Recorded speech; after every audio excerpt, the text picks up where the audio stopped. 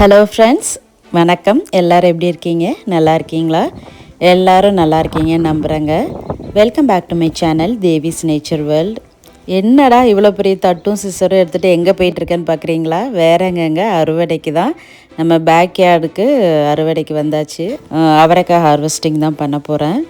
இதோடு சேர்த்து இன்னும் 2-3 வெஜிடபிள்ஸ் இன்றைக்கி ஹார்வெஸ்டிங் இருக்குது. ஸோ வாங்க, நம்ம இருக்கிற இந்த அவரைக்காய் ஃபுல்லாக நம்ம பறிச்சிடலாம். இப்போ அவரைக்காயில் பார்த்திங்கன்னா இந்த டபுள் கலர் அவரைக்காய் தாங்க நிறைய காய்ச்சிருக்கு.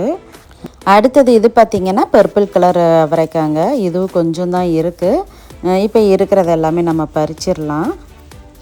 இப்போ இந்த அவரைக்காயில் பார்த்திங்கன்னா சில இது விதைக்காக விட்டுருந்தேன். அது 2-3 இது காஞ்சி போய் இருக்குது. அதையும் பறிக்கணும். இப்போ இந்த விதையை எல்லாத்தையுமே நம்ம திருப்பி முளைக்க வைக்கணும். அது அடுத்த வீடியோ உங்களுக்கு ஒன்று அப்லோட் பண்ணுறேன். இப்போ இதில் பார்த்திங்கன்னா இந்த டபுள் கலர் அவரைக்காய் தாங்க நிறைய காய்ச்சிருக்கு. இப்போ இருக்கிற அவரைக்காய் ஃபுல்லாக நம்ம கொஞ்சம் பறிச்சிடலாம்.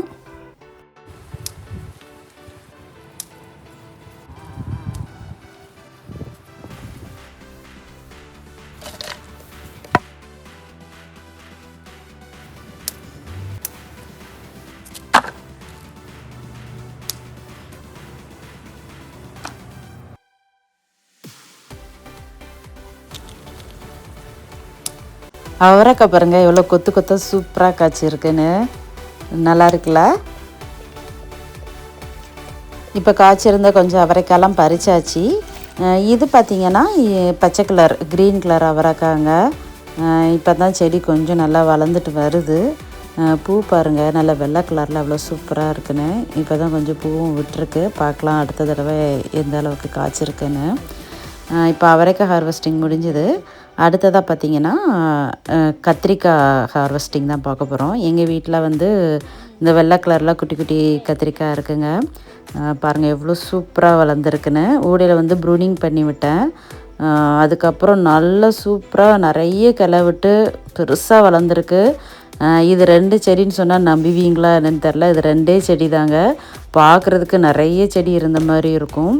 நிறைய காய்ச்சிருக்குங்க கத்திரிக்காய். சூப்பராக விளையுது எங்கள் வீட்டில் இந்த கத்திரிக்காய் மட்டும்.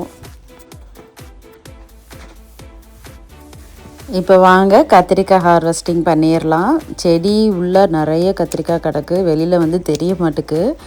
குட்டி குட்டி கத்திரிக்காவும் உள்ளே நிறைய இருக்குது பாருங்கள். இப்போ இருக்கிறது எல்லாமே நம்ம கட் பண்ணி எடுத்துடலாம். இப்போ இந்த கத்திரிக்காயில் பார்த்திங்கன்னா முள்ளெல்லாம் இருக்குங்க. ஃபஸ்ட்டு வெறுங்கையால் தான் பறிச்சிட்டு இருந்தேன். அப்புறம் பார்த்தா உள்ளே நல்லா குத்த ஆரம்பிச்சிட்டு கத்திரிக்காயை பிடிக்க முடியல. அப்புறமா பார்த்தா அந்த காம்லெல்லாம் முள்ளாக இருக்குது. அதனால் நான் இப்போ க்ளவுஸ் போட்டுட்டு பறிக்க ஆரம்பிச்சிட்டேன். நான் அந்த காமிக்கிறேன் பாருங்கள் கடைசியில் அதில் எவ்வளோ பெரிய முள் இருக்குன்ட்டுன்னு. இந்த கத்திரிக்காய் பார்த்திங்கன்னா குட்டி குட்டியாக இருக்கும் போதே பறிக்க வேண்டியிருக்கு. ஃபஸ்ட் டைம்லாம் எனக்கு சரியாக தெரில. குட்டியாக இருக்கே, இன்னும் கொஞ்சம் விளையட்டும்னு விட்டு வச்சுருந்தேன். கொஞ்சம் பெருசானதுக்கப்புறம் பறித்தா காயெல்லாம் ரொம்ப முத்த ஆரம்பிச்சிட்டு. அதனால் நான் அது குட்டியாக இருக்கும் போதே இப்போல்லாம் பறிச்சிருவேன். குட்டியாக இருக்கும் போது நம்ம யூஸ் பண்ணோன்னா நல்லா எலசாக நல்லா இருக்குங்க கத்திரிக்காய். இப்போ எனக்கு வீட்டுக்கு தேவையான கத்திரிக்காயெல்லாம் பறிச்சாச்சுங்க. இந்த கத்திரிக்காய் ஒன்று எடுத்து காமிக்கிறேன் பாருங்கள். அதில் முள் எந்த அளவுக்கு தெரியுதுன்னு உங்களுக்கு பார்த்தா தெரியும்னு நினைக்கிறேன். பாருங்கள் எவ்வளவு குட்டி குட்டியாக முள் இருக்குன்னு. முன்னாடி இந்த அளவுக்குலாம் முள் இருந்த மாதிரி தெரில. இந்த தடவை முள்ளாக இருக்குது. அதனால் இப்போ க்ளவுஸ் போட்டு பறிக்கிறதா சேஃப்டின்னு க்ளவுஸ் போட்டு தான் பறிச்சிட்ருக்கேன். இப்போ கத்திரிக்காயும் அவரைக்காயும் பறிச்சாச்சு. அடுத்ததாக பார்த்திங்கன்னா வாழைக்காய். நம்ம தோட்டத்தில் வாழை மரம் இருக்குது. ஸோ அதிலேருந்து கொஞ்சம் வாழைக்காவும் பறிச்சாச்சு. எங்கள் வீட்டு வாழை மரம் பாருங்கள். ஏற்கனவே நிறைய பார்த்துருப்பீங்க. நம்ம சேனலை ஃபாலோ பண்ணுறவங்களுக்கு தெரியும். இதில் இன்னொரு மரத்தில் வாழைக்காய் வந்திருக்கு. அதை நான் கவனிக்காமையே விட்டுட்டேன். அன்றைக்கி தான் பார்க்கும்போது பார்த்தா வாழைக்காய் இருந்துச்சு. ஸோ அதிலேருந்து கொஞ்சம் பறிச்சாச்சு.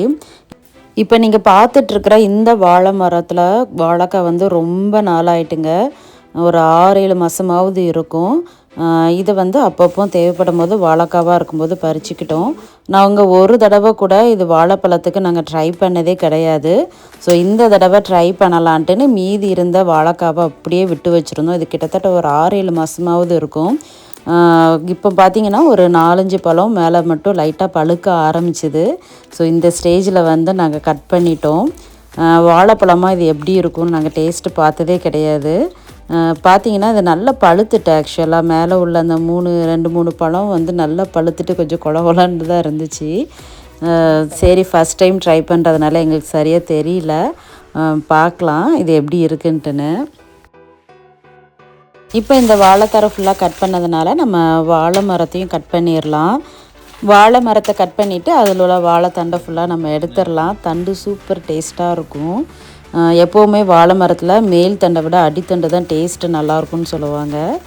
இப்போ இந்த வாழை மரத்தை ஃபுல்லாகவே நாங்கள் கட் பண்ணி வாழைத்தண்டு எல்லாமே எடுத்துட்டோம்.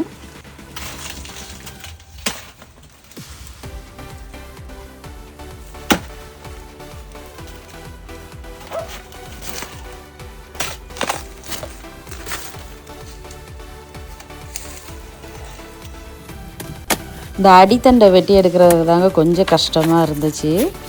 கடைசியாக எல்லாத்தையும் கட் பண்ணி எடுத்துகிட்டு உள்ள தண்டை மட்டும் எடுத்தாச்சுங்க. வாழைத்தண்டு பாருங்கள் எவ்வளோ சூப்பராக இருக்குன்னு. டேஸ்ட் ரொம்ப ரொம்ப நல்லாயிருக்கும்.